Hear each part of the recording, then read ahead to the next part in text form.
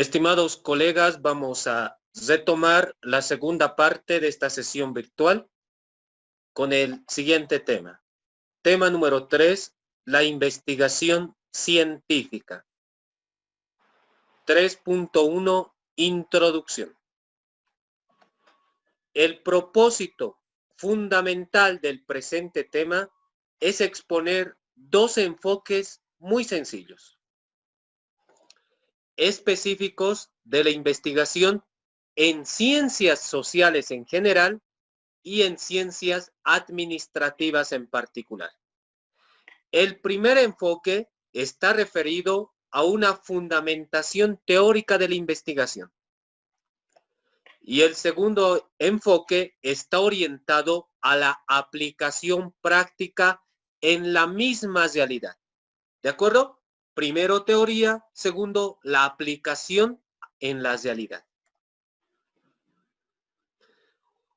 La investigación no solo se orienta a descubrir la verdad desde el punto de vista teórico, sino también a la aplicación, a la transformación en la realidad. Es fundamental y hemos empezado el tema número 2 con ello, ¿no? No es suficiente con investigar, sino que también tenemos que aplicar esos conocimientos en la realidad. Estimados colegas, les pido por favor me ayuden a recordar lo siguiente. ¿Cuáles son las tres partes de la economía como ciencia? ¿Alguien que me pueda ayudar, por favor?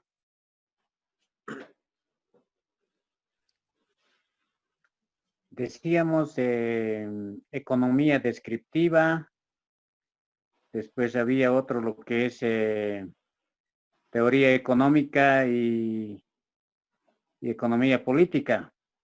Muchas gracias, estimado colega Guzmán. Evidentemente, las tres partes de la economía como ciencia, economía descriptiva, teoría económica y finalmente política económica. Ahí está. Ahora nosotros vamos a apropiar, especificar estos conceptos a la administración de empresas.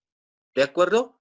Puede que existan algunas contradicciones, simplemente es una propuesta de mi persona, que nosotros podemos utilizar conocimientos de otras ramas del conocimiento para la ciencia administrativa. Es decir, miren, en lugar de economía descriptiva, podría ser administración descriptiva. Sin embargo, es muy común administración descriptiva. Lo que yo propongo es diagnóstico empresarial. Lo voy a anotar, por favor. Ahora es mi pistacita. Diagnóstico empresarial. ¿Qué opinan? En lugar de utilizar economía descriptiva, podemos utilizar la palabra diagnóstico empresarial. Vamos a ir a la empresa, a la industria, a los agentes económicos, consumidores, y vamos a diagnosticar esa realidad, describir esa realidad. Luego, en lugar de teoría económica, teoría administrativa, existe la teoría administrativa, es por eso que la administración es una ciencia. Y en lugar de política económica, ¿alguien me ayuda, por favor? ¿Qué podríamos utilizar? Apropiándolo, en lugar de política económica. Tienen la palabra, colegas. En lugar de economía descriptiva, vamos a utilizar diagnóstico empresarial, teoría administrativa. Y en lugar de política económica, ¿qué podríamos utilizar? Toma de decisiones, yo creo, colega. Muchas gracias. Una alternativa puede ser toma de decisiones. Perfecto. Creo que sí está relacionado con la ciencia administrativa. ¿Alguien más que me pueda coadyuvar?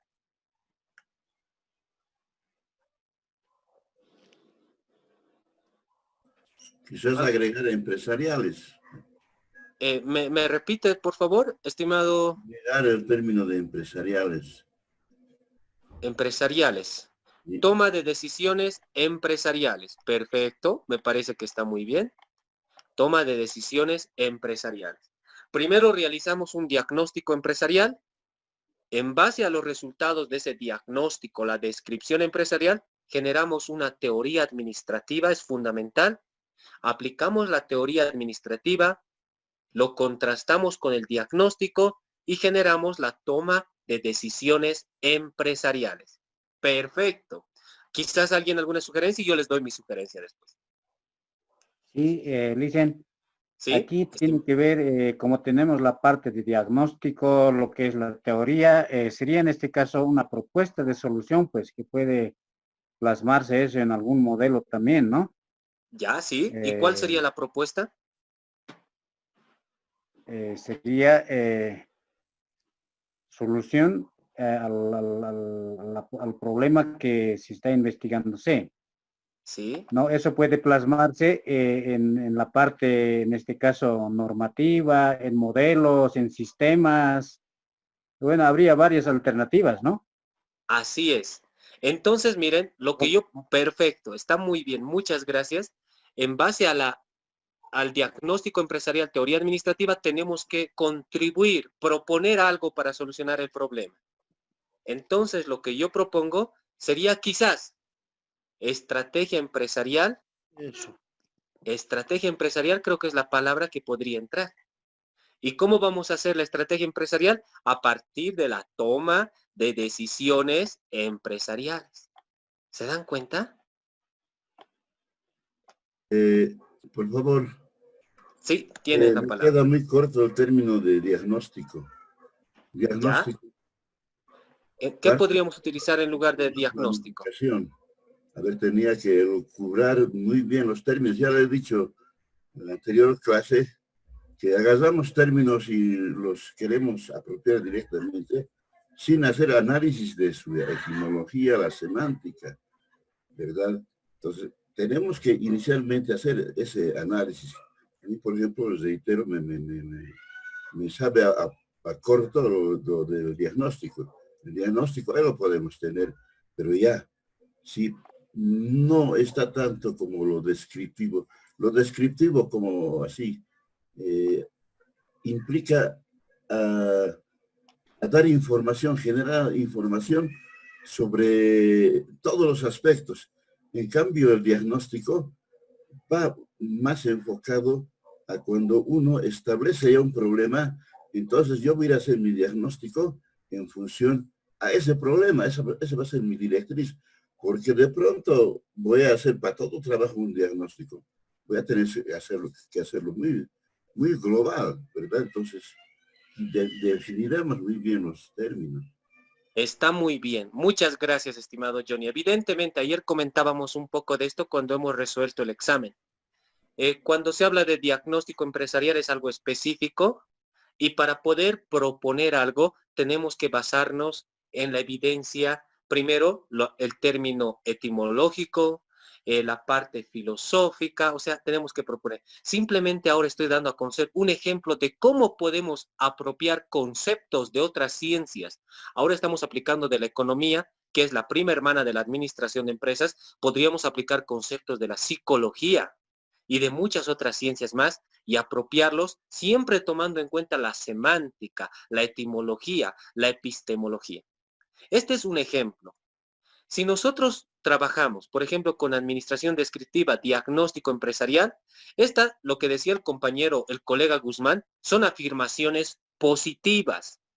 ¿Por qué son afirmaciones positivas? Porque nos da a conocer cómo es la realidad. ¿Cómo es la realidad? ¿De acuerdo? Describimos la realidad. Y la estrategia gerencial van a ser afirmaciones normativas. ¿Cómo nos gustaría que fuera la realidad? ¿Qué podemos hacer para cambiar esa realidad? Las personas botan basuras. ¿Qué hacemos para que empiecen a no botar basura? Ese es un problema que incluso yo lo he vivido aquí en la ciudad de Oruro. Les comento. La alcaldía ha comprado Arturitos, basureros, para las personas que caminan por la calle y ha empezado a colocar en diferentes avenidas de la ciudad. Y justo ha chocado que un Arturito lo han puesto en nuestra acera, en la acera de mi vivienda. Estaba bien, yo dije que bien, ahí las personas van a colocar y los que limpian la basura, los que recogen la basura vienen día por medio. Vienen los lunes, miércoles, viernes, entonces no va a haber ningún problema. Yo feliz también por lo del Arturito y es bonito, no es parece un robot, de ahí el nombre de Arturito, parece un robot y feliz. ¿Qué ha sucedido? Que las familias de mis vecinos han empezado a colocar ahí toda la basura de sus casas, sacaban sus bolsas, la basura que tenían que colocar en el camión basurero, lo dejaban ahí, los pesos han empezado a venir a destrozar la basura y mi acera todos los días se empezaba a suciar. Hemos tenido que tomar la decisión de amasar el Arturito para que nadie lo utilice y colocar un letrero. Y seguían colocando la basura. Todo un problema. ¿Qué podía hacer yo para que no boten la basura?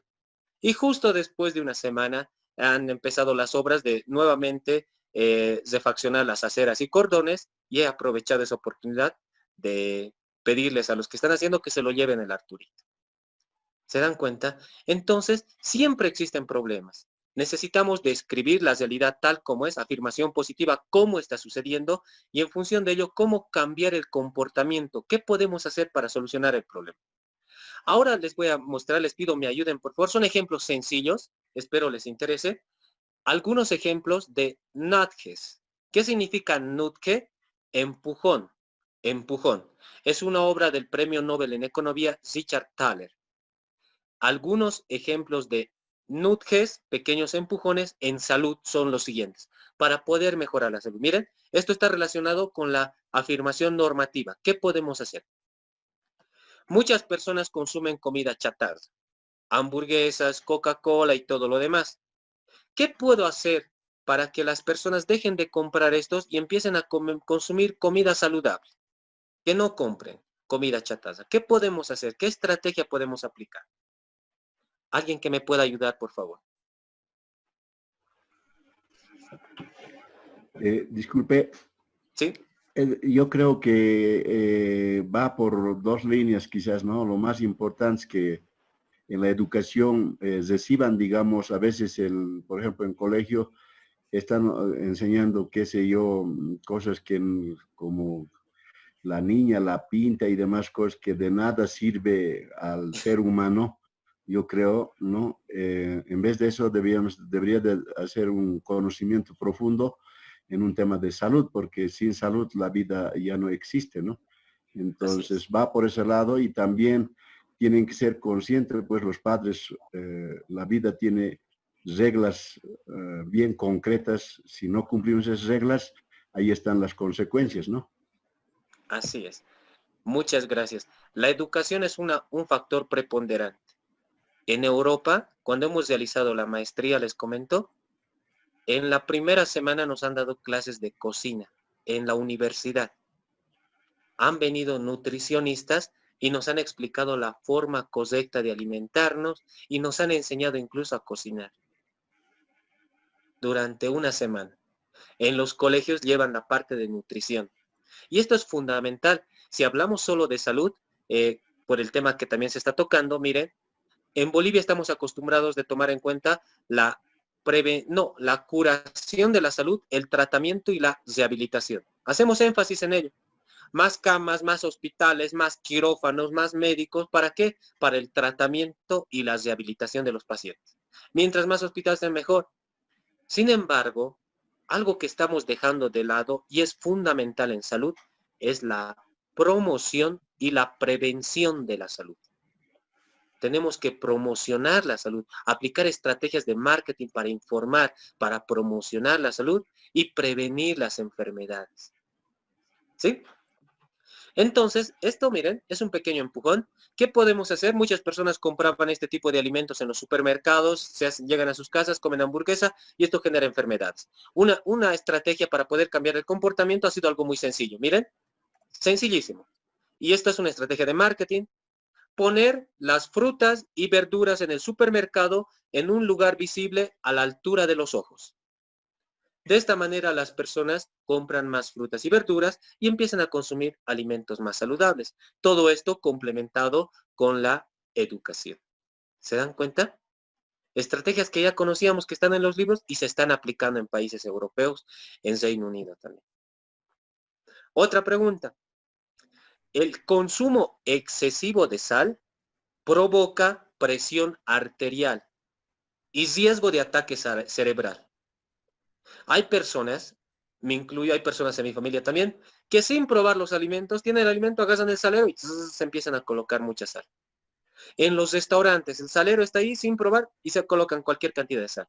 Eso genera problemas. presión arterial, riesgo de ataque cerebral, mayor probabilidad de muerte y mayor gasto en salud, porque esa persona tiene que ir al hospital, se va a gastar tratamientos, rehabilitación y todo lo demás.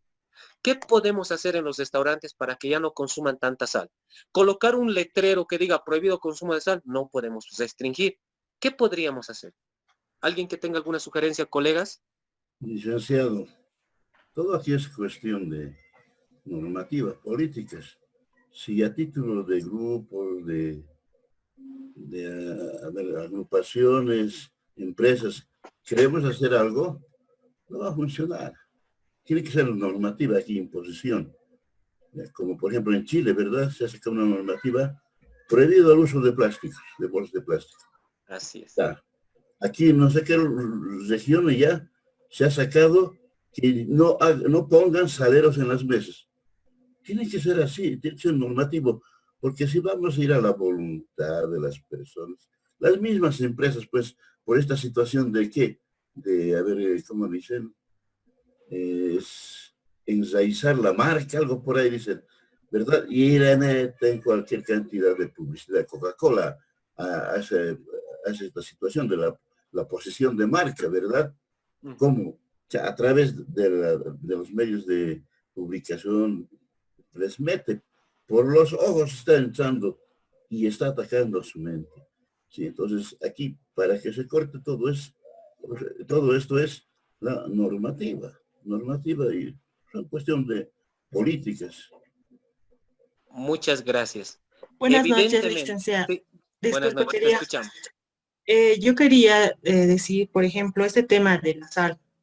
También es un tema de educación en nuestras casas, ¿no?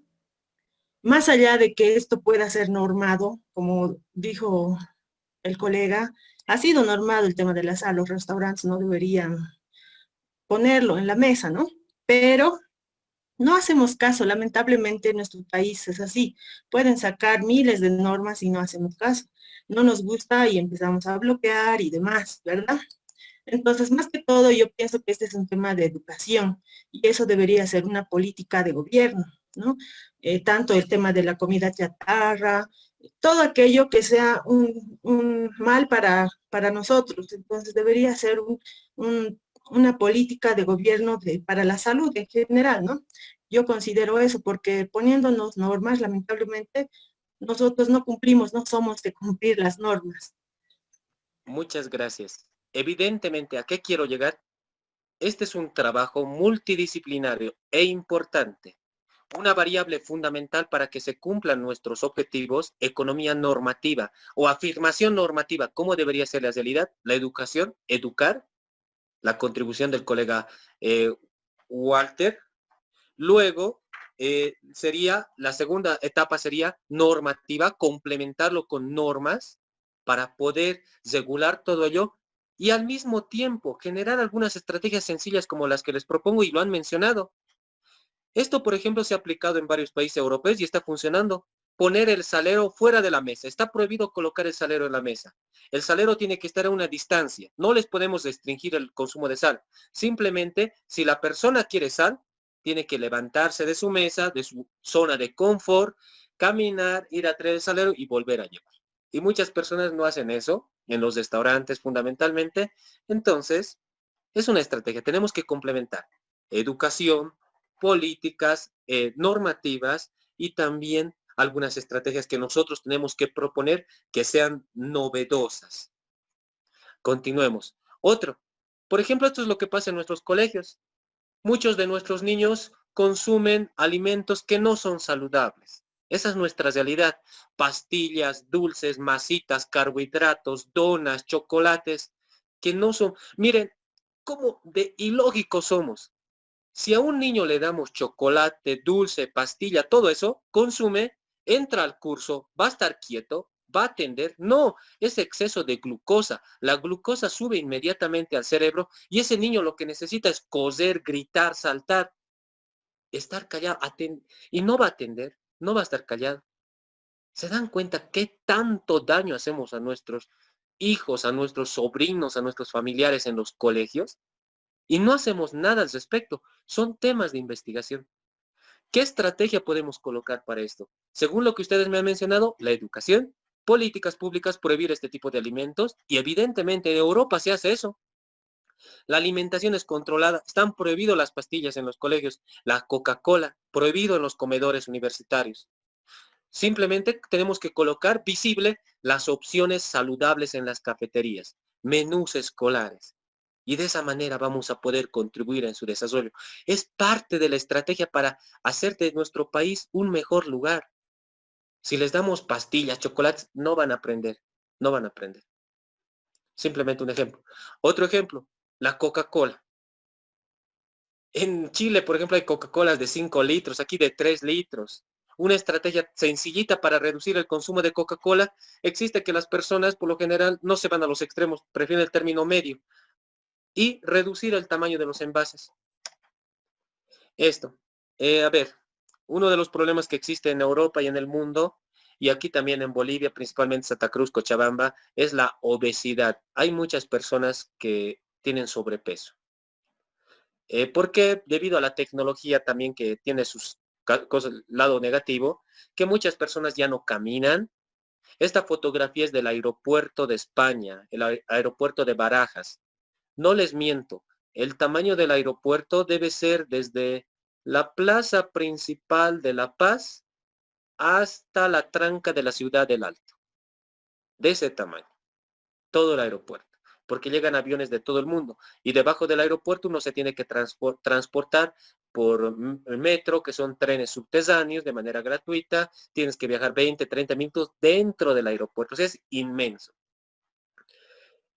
Ahora, ¿y qué han hecho? Han construido bandas eléctricas donde las personas suben ahí y van de un lugar a otro, escaleras eléctricas que vemos en gran cantidad de la ciudad de La Paz, y las personas ya no hacen ejercicio, son sedentarios, suben de peso, mayor riesgo de tener enfermedades cardiovasculares, mayor probabilidad de morir y todo lo demás. ¿Qué podemos hacer para que estas personas empiecen a subir las gradas sin obligarlos, sin decir una ley? Sí o sí tiene que subir la grada, cesar las escaleras eléctricas. ¿Qué podríamos hacer? Se ha aplicado esto en Reino Unido, en Japón, en algunos lugares de España. ¿Qué podríamos hacer para que una persona prefiera una grada normal, hacer algo de ejercicio antes que subir en una grada eléctrica? Ayúdenme, por favor, colegas. ¿Qué estrategia podríamos aplicar?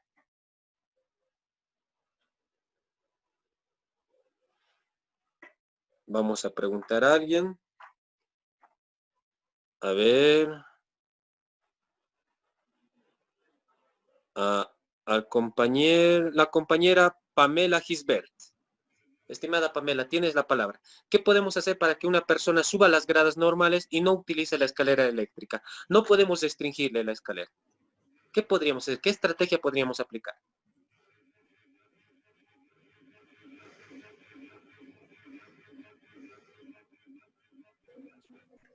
¿Puedo Te participar? Sí, te escuchamos, estimado colega. Estrategia, no la he Sí. captado hace rato muy bien. Aquí pasó una mosca y quería ver por qué está pasando esa mosca. Ya, una estrategia sería, por ejemplo, hacer una pequeña promoción en el sentido de que las personas que suban por gradas físicas, ¿sí? Al finalizar la grada, les den un pequeño ticket, ya sea para que les regalen una botella de agua mineral o el cúmulo de varios tickets les significa alguna rebaja, qué sé yo, en el pasaje. Se me ocurre. Perfecto. Está muy bien. Generar incentivos para que las personas prefieren una opción a otra opción. Es algo interesante. Yo les explico, en muchos lugares, cuando uno camina por el semáforo, ve un hombrecito caminando, la figura de un hombrecito, que han implementado en España y en Reino Unido unas casetas como de las llamadas telefónicas, donde una persona mientras está esperando antes de pasar el semáforo puede entrar en esa caseta y empieza a mover, a bailarse ahí adentro, a bailar, y todo lo que está haciendo esa persona se mira en una pantalla pequeñita como en el muñequito verde o rojo ahí antes de que pasen. Y es divertido. Y muchos incluso prefieren entrar ahí. En el caso de las escaleras, miren lo que han aplicado. Algo tan sencillo. La estrategia que nos ha dado el compañero Johnny, perfecto. Esta también es otra estrategia. Tenemos las escaleras eléctricas. y al lado han colocado las escaleras normales simplemente en forma de piano. Y esta es en forma de piano que hace sonidos. Do, re, mi, fa, sol, así. Y hay personas que prefieren esta a la otra opción, sin restringirle la otra. La otra sigue funcionando. Sin embargo, aquí suben, bajan, intentan de hacer música y todo lo demás. Es algo importante, ¿no? Otra. Fíjense esta. ¿Qué dice esta noticia? 5 comidas que superan las 2000 calorías en un solo plato. Nuestro famoso pique, por ejemplo, que tanto nos gusta, a mí también me gusta mucho, supera las 2000 calorías. ¿Cuántas calorías deberíamos de consumir en todo el día? En el caso de una mujer que hace deporte, máximo el promedio es de 2200 calorías. En promedio, el varón está entre 2600 a 2800 calorías. Quemamos más rápido las calorías. ¿Qué pasa si consumimos calorías y no quemamos esas calorías? Empezamos a engordar, presión arterial, riesgo de morir y todo lo demás. Entonces, miren, y no conocemos esto. Por eso es importante la educación, dar a conocer esto, enseñar esto en los colegios, en las universidades. Desde el primer día de clases enseñar a nuestros alumnos y estos nuestros alumnos van a transmitir a sus familias. Es fundamental. Entonces, una estrategia que se ha aplicado en los restaurantes de varios países es colocar el número de calorías al lado de cada alimento. Tacos, esta tiene 580 calorías, la otra 700, entonces de esa manera poder calcular cuántas calorías deberías de consumir y en función de ello cuidar tu salud. No sé si alguien tiene alguna consulta, y hay muchos ejemplos que les podría dar. A ver. Entonces simplemente es una propuesta de cómo tenemos que aplicar en administración de empresas. Afirmación positiva, cómo es la realidad. Afirmación normativa, cómo debería de ser la realidad. Tomando en cuenta la teoría administrativa, el diagnóstico, la descripción y en función de ello una estrategia empresarial que ayude a tomar decisiones empresariales. La importancia de la investigación científica. Existen varios argumentos que establecen la trascendencia de la investigación científica. Ahora vamos a ver 6 argumentos. El primero, ¿por qué es importante la investigación científica? Porque representa la base del crecimiento de toda la ciencia. ¿Qué es lo que vemos en el dibujo? ¿Qué es eso? Ayúdenme, por favor. Parece un motor. Muchas gracias. Un motor. La investigación científica es un motor que impulsa el desarrollo de la ciencia. Sin investigación científica, la ciencia sería constante, no sería dinámica. Es importante la investigación científica. Segunda razón, la investigación científica desempeña el papel de actividad productora de nuevas ideas, conocimientos y descubrimientos de nuevos principios. ¿De acuerdo?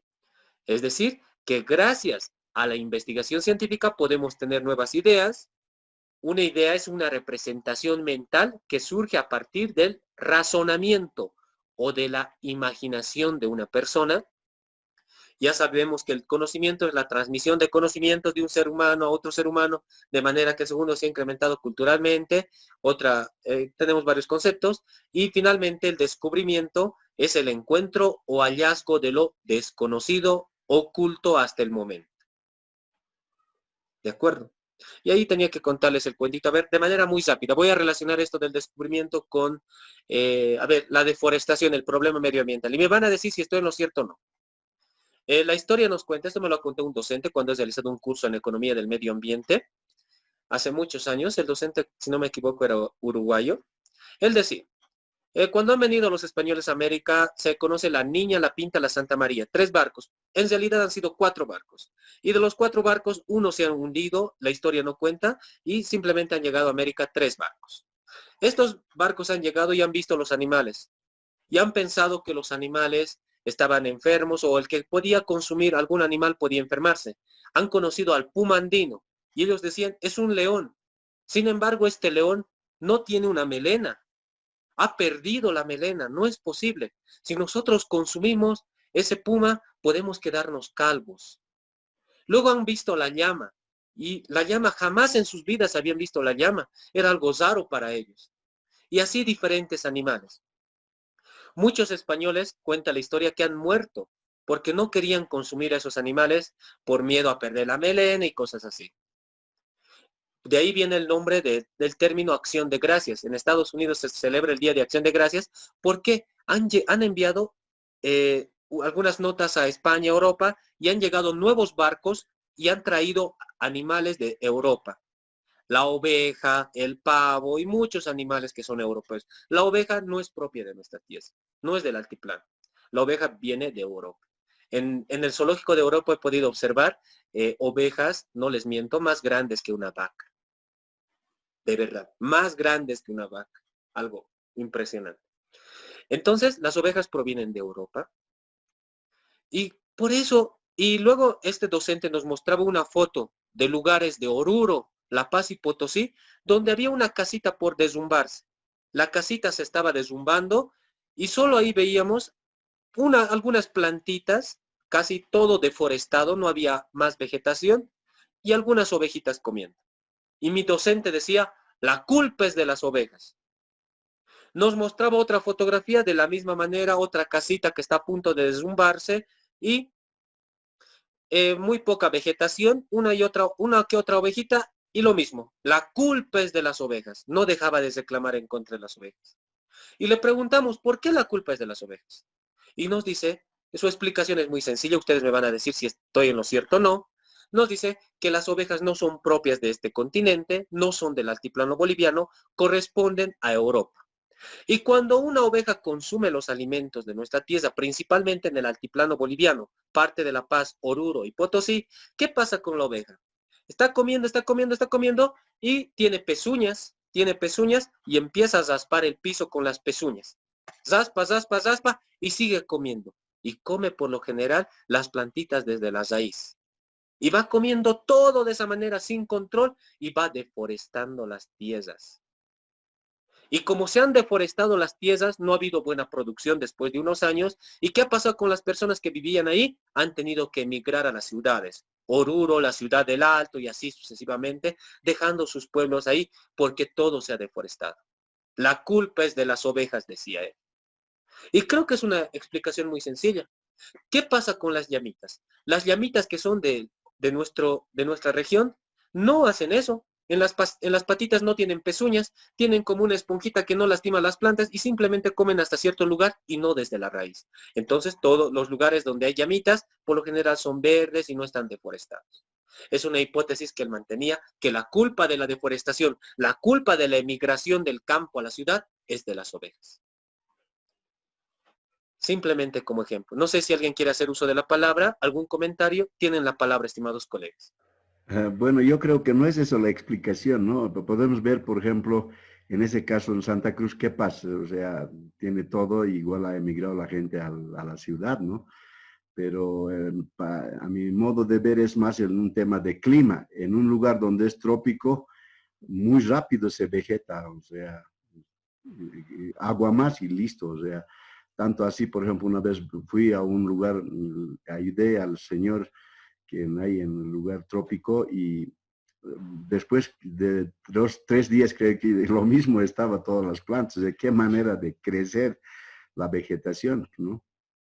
Pero, de acuerdo, bueno, sí. son quizás para dar ciertas metáforas para poder explicar, pero bueno, cada loco con sus ideas, ¿no? Así es, muchas gracias. Evidentemente en investigación podemos formular hipótesis. Tenemos que saber demostrar y a veces tenemos que tomar en cuenta otras variables preponderantes. Lo que tú decías, las condiciones climatológicas, la humedad de la tierra, no es lo mismo el altiplano que el valle, que el llano, ¿no? Principalmente yo me he referido al altiplano boliviano. Continuamos entonces. El tercer criterio, ¿por qué es importante la investigación científica? La investigación científica permite descubrir conocimientos. ¿Para qué? Para aplicarlos en la solución de problemas. Gracias a la investigación científica vamos a obtener conocimientos y esos conocimientos nos van a permitir solucionar problemas. Cuarto criterio. A ver, la investigación científica es el mejor medio para alcanzar la verdad de forma sistemática, ordenada y controlada. Si nosotros vemos estos dos gráficos, el primero está desordenado, el segundo está ordenado, está sistemáticamente ordenado. Es importante ello. Quinto criterio. La investigación científica ayuda a desarrollar la capacidad intelectual de los investigadores. ¿A través de qué? Principios, métodos y técnicas. Los principios, por ejemplo, conservación de la oferta, eficiencia, eficacia, efectividad, libre competencia, igualdad, principios. Necesitamos principios, métodos. Método deductivo, inductivo, analítico, vamos a avanzar todo en un tema, técnicas, entrevista, observación, revisión documental, ¿no? 6. La investigación científica es el medio más importante para el desarrollo de la tecnología. Sin investigación científica no habría tecnología. La tecnología es la aplicación del conocimiento. 3.5. Investigación científica.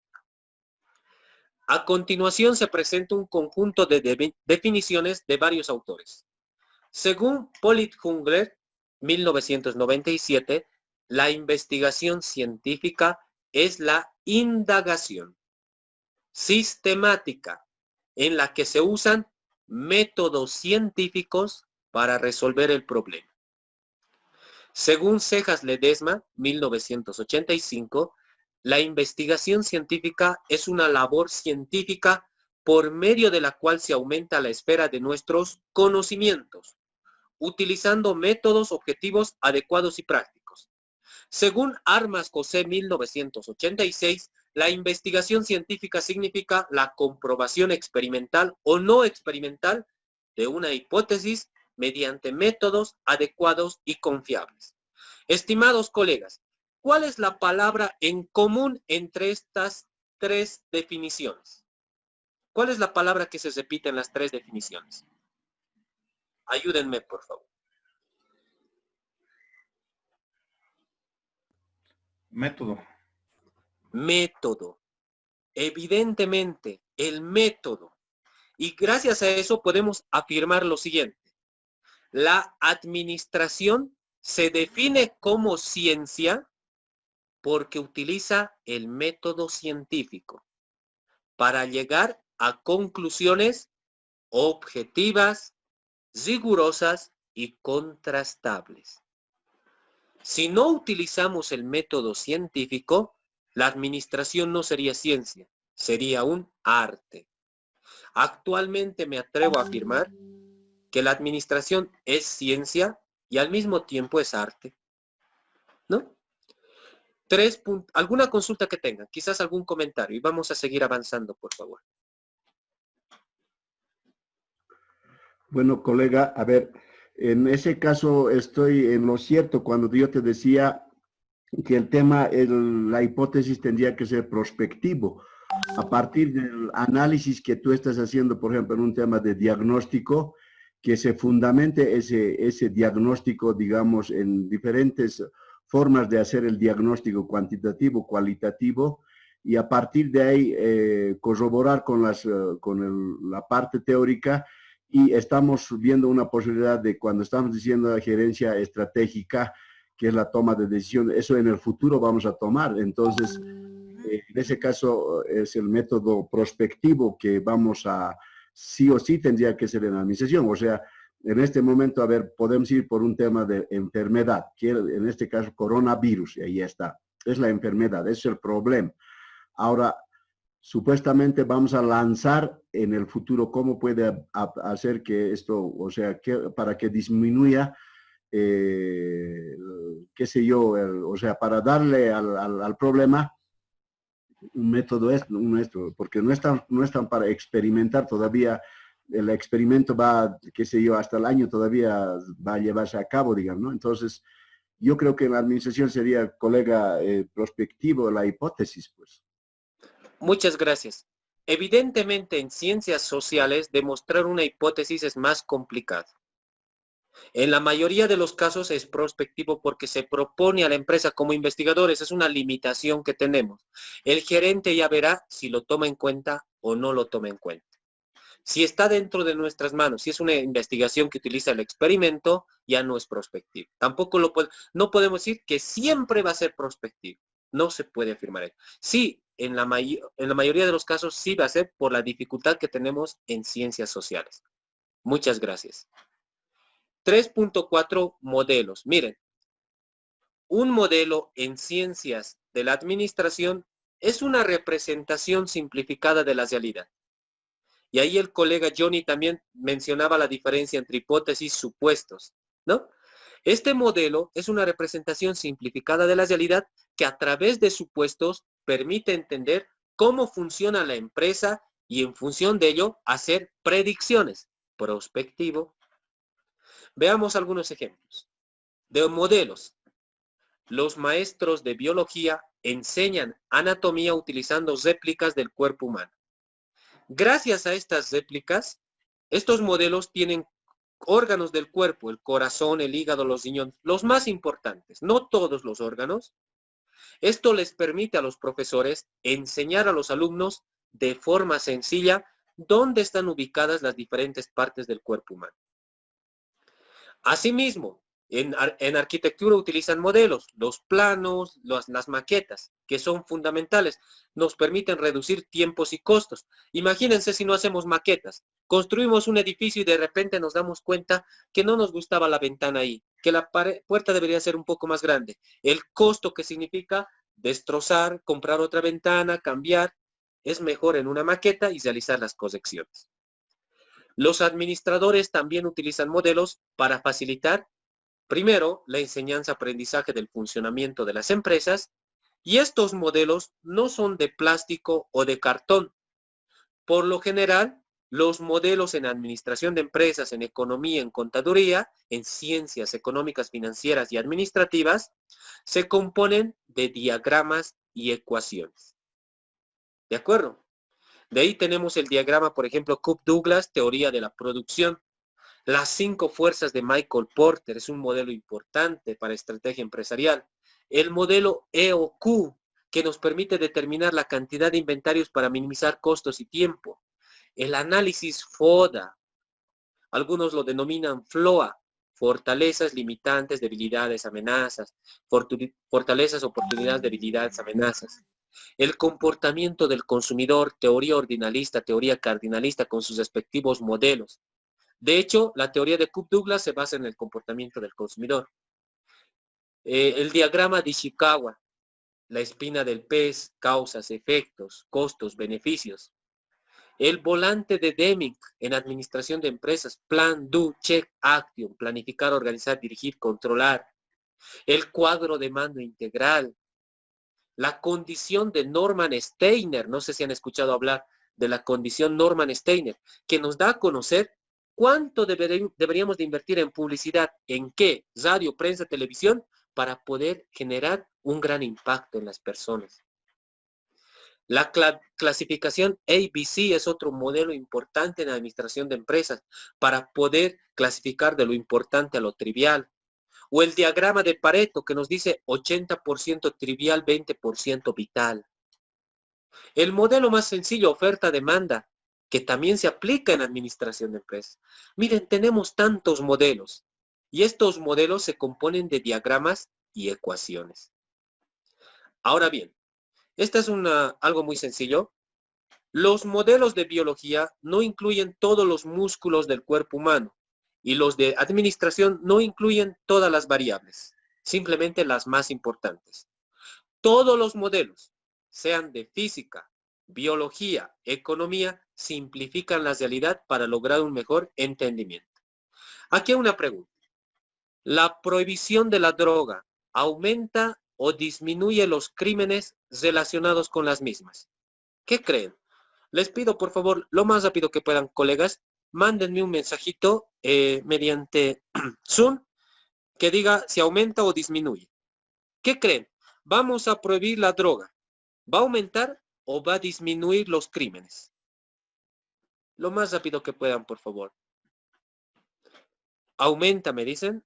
Aumenta, Claudia Crispín. Jorge Gambarte aumenta. ¿Alguien más, por favor? ¿Qué creen? Ciprián Ramírez aumenta. Malube aumenta. Marcos Flores aumenta. Si prohibimos la droga van a aumentar los crímenes. ¿Alguien más? 2 comentarios más, por favor. Mediante el chat de Zoom. De Ángel Mollinedo, aumenta. Según Vico Solís, disminuye. De acuerdo. La mayoría dice que aumenta. A ver, la prohibición de drogas, hay más comentarios. Wendy, disminuye. Álvaro Mendoza, disminuye. Gonzaga, disminuye. Parece que se ha ido equilibrando. Miren, colegas, no sé si alguien quiere hacer uso de la palabra antes de continuar. Y vamos a ver lo que nos dice esto, la prohibición de drogas. Vamos a prohibir drogas. ¿Aumentan o disminuyen los crímenes? ¿Qué creen? ¿Alguien que quiera hacer uso de la palabra?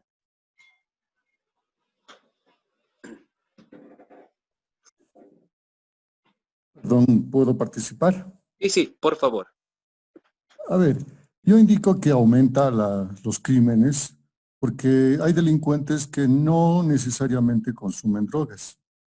Hay personas que lo llevan el crimen en su ADN y en algún caso, por algún tipo de situación o descuido, que no necesariamente los crímenes se van a ligar a la droga.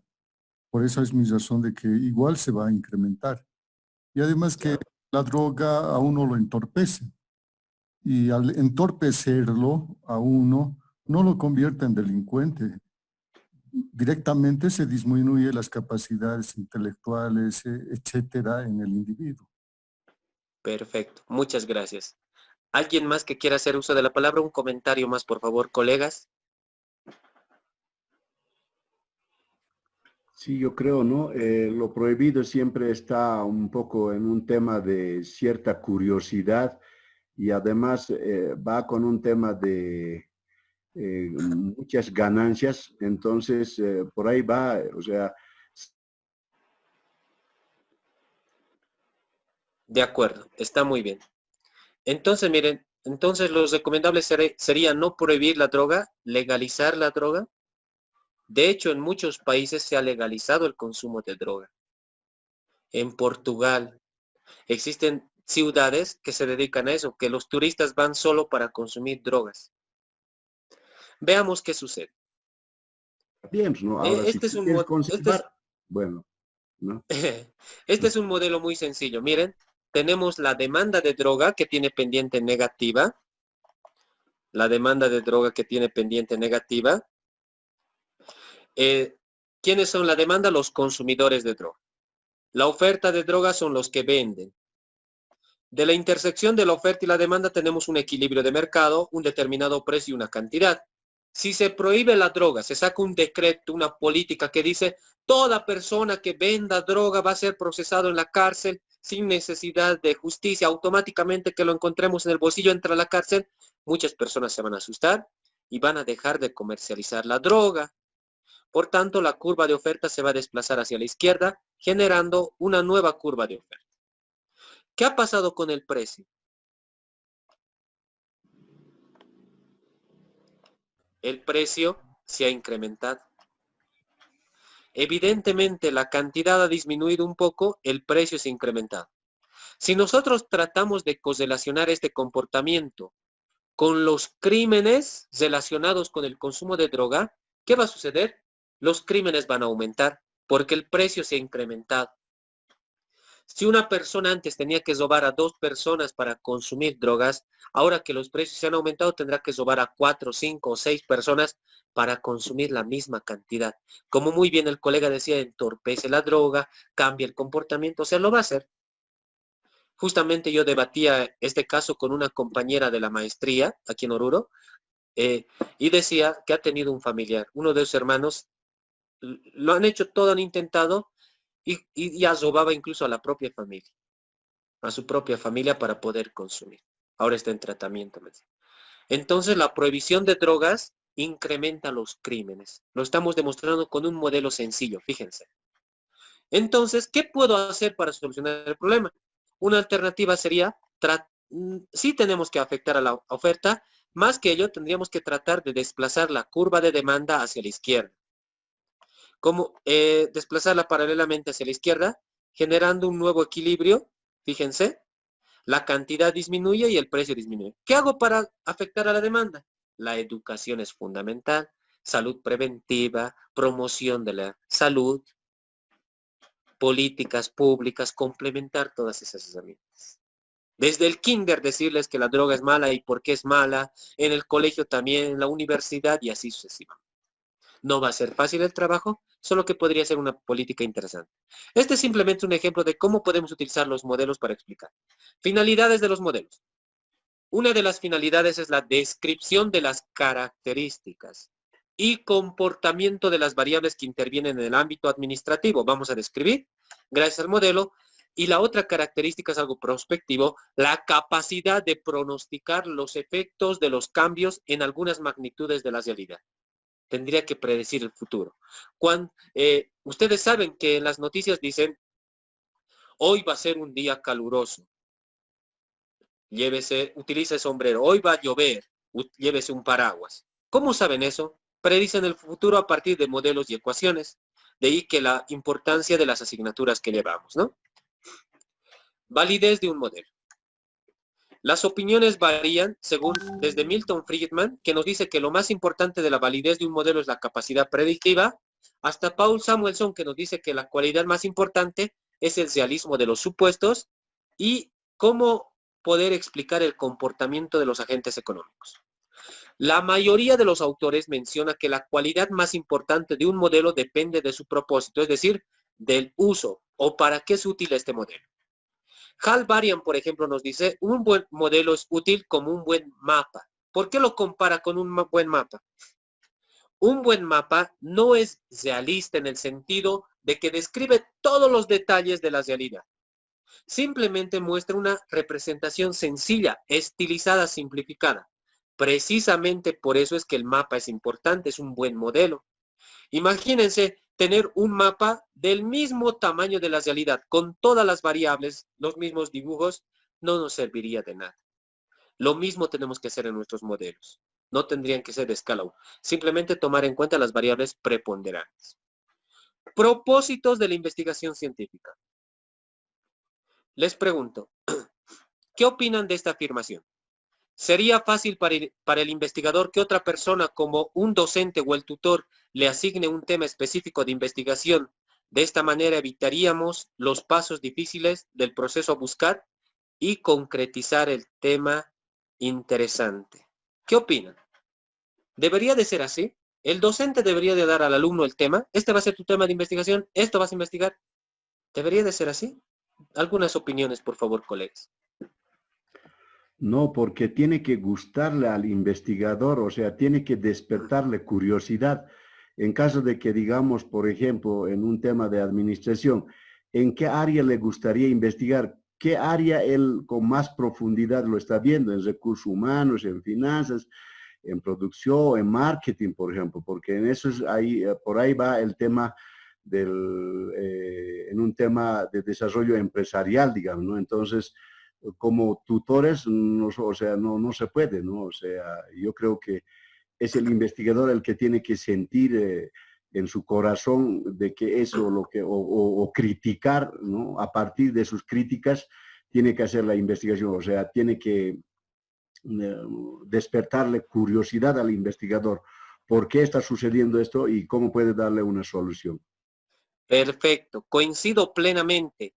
El estudiante tiene que tener la curiosidad, la motivación, las ganas de investigar. Justamente yo les digo a los alumnos ello, de ti tiene que nacer porque vas a dedicar parte de tu vida a leer temas relacionados, vas a ser experto en ello. Incluso algunos, después de titularse, buscan un trabajo relacionado con su tema de investigación. Si he hecho un trabajo en finanzas, yo me voy a sentir más experto en ello y a futuro voy a buscar un trabajo relacionado. ¿Se dan cuenta? Sí le tiene que gustar. Ahora, ¿cómo puedo hacer para aplicar esto y combinar y generar un equilibrio? Les explico, les doy una experiencia. En Europa, por ejemplo, el docente no da el tema, no designa a tú este tema. Lo que hacen los docentes, tutores de investigación es lo siguiente. Es una propuesta sencilla. Lo he propuesto en la Universidad Técnica de Oruro. Se va a implementar desde este semestre. ¿Qué es lo que pasa? Existe una reunión de todos los que están en quinto año, administración de empresas, y todos los tutores van a esa reunión. Y el tutor da a conocer su línea de investigación, da a conocer su línea y los posibles temas de investigación que él está investigando como tutor en lo que él es especialista. Y el otro entra y de la misma manera el otro entra, el otro entra. De esa manera el estudiante tiene una noción de los conocimientos, incluso escoge al tutor. El estudiante escoge en función de su línea de investigación, hacia dónde quiere ir, en qué quiere ser especialista. No le asignamos el tema al estudiante, el estudiante escoge, nosotros simplemente le damos varias opciones. Cada docente tiene su especialidad, como muy bien lo decía el colega Walter Lobo. Hay docentes especialistas en finanzas, hay otros en marketing y comportamiento del consumidor, otros en recursos humanos, en estrategia empresarial. Simplemente dar a conocer ello. Por ejemplo, yo he realizado este tipo de trabajos. Buenas tardes, señores universitarios. Esta es mi especialidad. Mis líneas de investigación son las siguientes y los que gustan puedo darles más información. Simplemente para dar a conocer a los estudiantes y que también puedan proseguir en función de ello, es darles información, ¿no?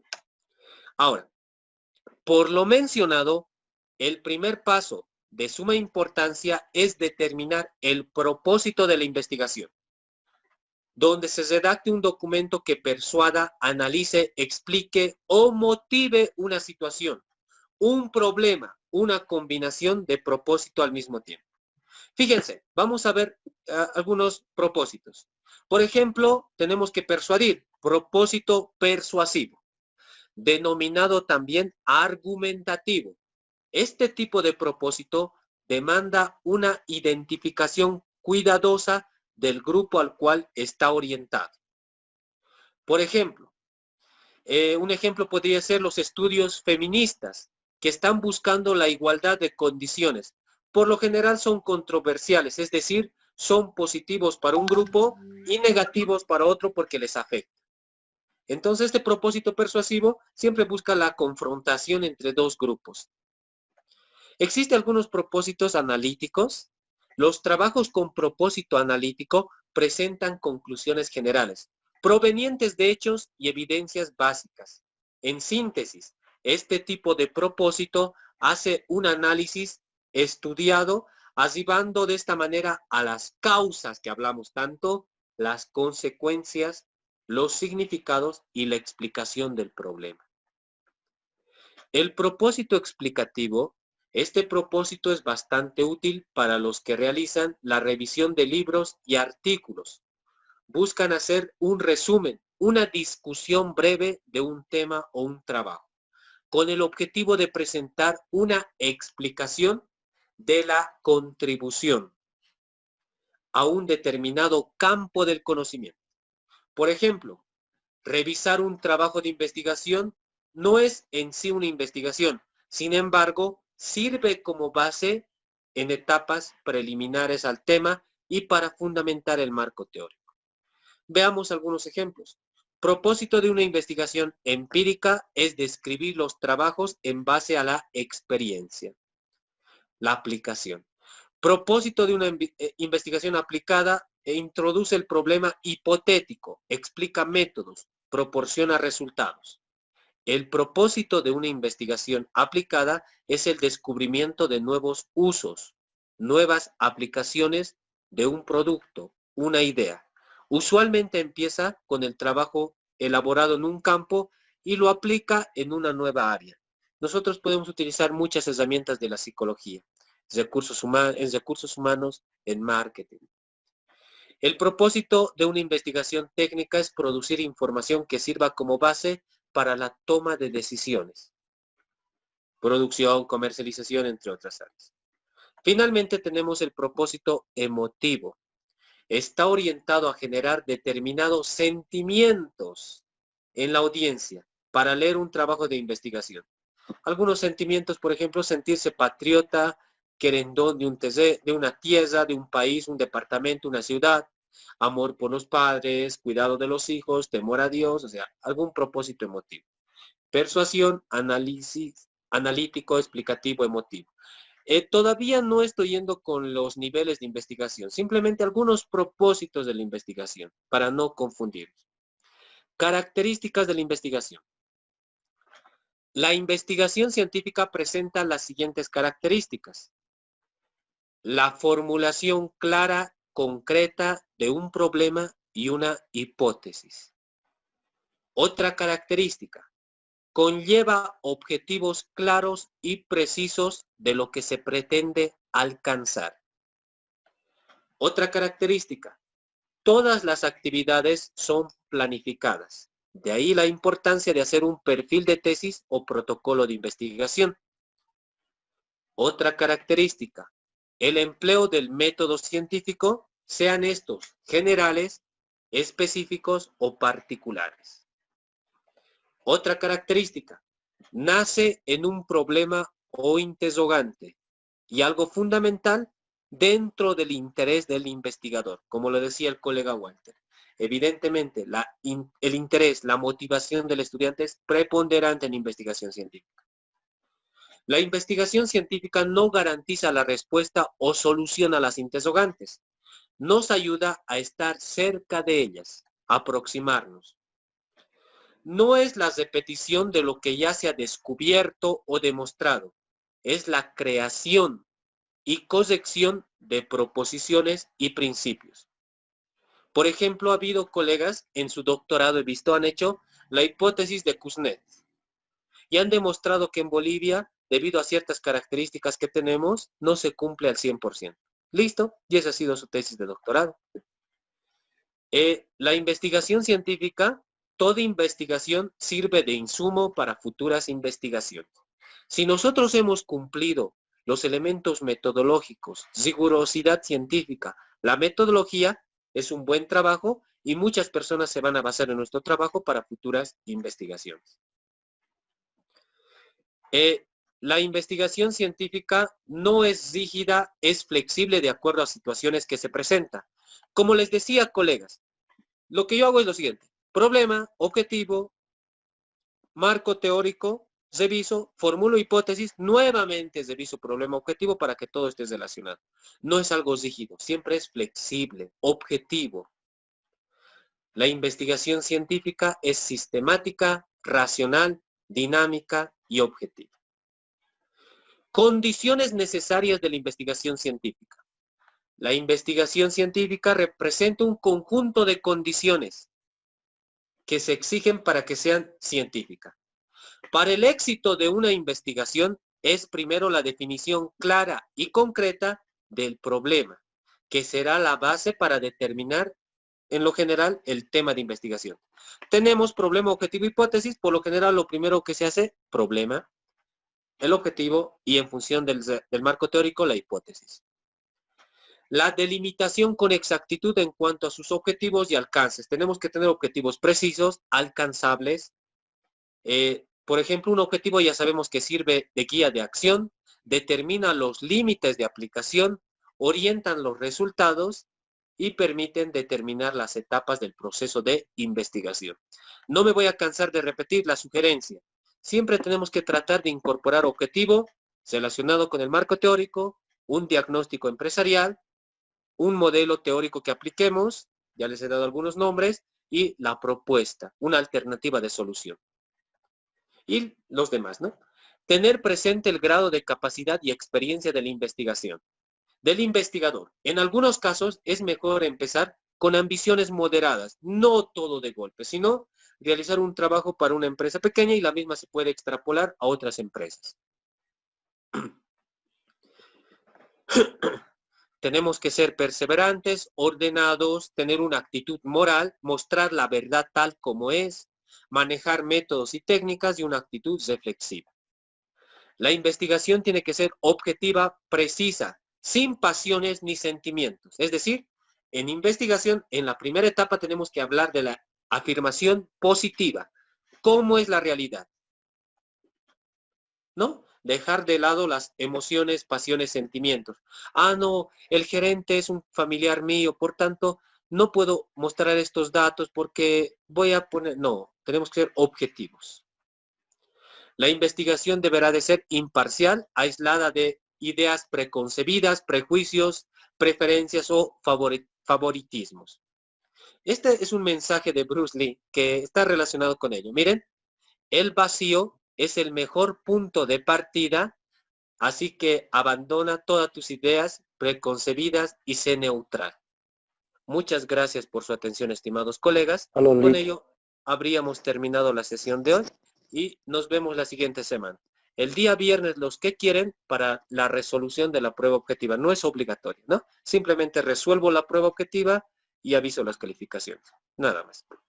Muchas gracias. Muchas Y Dios gracias, mediante, Lidia. nos vemos Igualmente, la siguiente colegas. semana. Gracias, Muchas licenciado. Buenas noches. Que tengan una excelente semana. Gracias, hasta luego. Cuídense, por favor. Hasta luego.